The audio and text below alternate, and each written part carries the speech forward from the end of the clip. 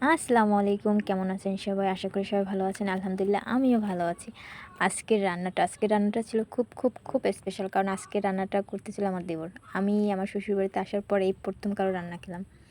পাশাপাশি আমার হাসব্যান্ডও রান্না করছে মাঝে মধ্যে, কিন্তু বোঝেনই তো দেবরের হাতের রান্না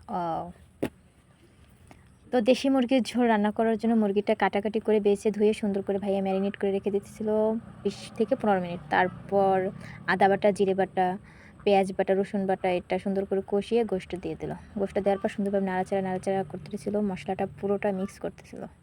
দেন ভাইয়া খুলনা যাওয়ার আগে বলতেছিল যে, "আপু আজকে রান্নাটা আমি করে খেয়ে দেখেন কেমন টেস্টি হয়।" যেই কথা সেই কাজ। আমি সুন্দর করে সব গুছিয়ে দিচ্ছি, দায়িত্বটা পুরো ভাই। যাই হোক, দেখতে পুরো অসাধারণ কালারটা আসছিল, যা বলার মতো না। পাশ থেকে ভাই বলতেছিল, "আপু আমার মুখের ভিডিও করবেন না, আপনি রান্নার ভিডিওটা করেন।" তো আমি করতেছিলাম। এদিকে আমরা দুজনে আমার হাসব্যান্ড আর আমি হাসাহাসি করতেছিলাম যে, যে মেয়ে বিয়ে করবে তার কপাল খুব লাকি হবে, যে একবার রান্না খেলে বারবার রান্না করতে বলবে। এটা ওটা অনেক কিছু মজা করলাম আরকি। যা হয় আরকি সবাই একসাথে থাকলে। যাই হোক, আলহামদুলিল্লাহ আমাদের সুখী পরিবারে কারো নজর না লাগুক। আল্লাহর কাছে লাখ লাখ শুকরিয়া আদায় করি, কারণ আমি এত সুন্দর একটা ফ্যামিলি পেয়েছি। হয়তোবা আমার শ্বশুর নাই, শাশুড়ি নেই, কিন্তু যারা আছে তাদেরকে নিয়ে আলহামদুলিল্লাহ ভালো আছি।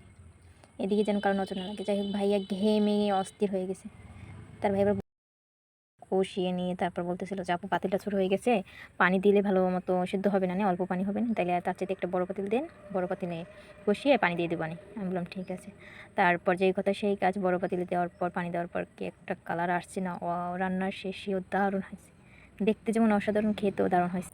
দেন রান্নাটা কেমন হয়েছে সবাই নিজেদের মতামত জানাবেন, আর কালারটা কেমন হয়েছে সেটা অবশ্যই বলবেন।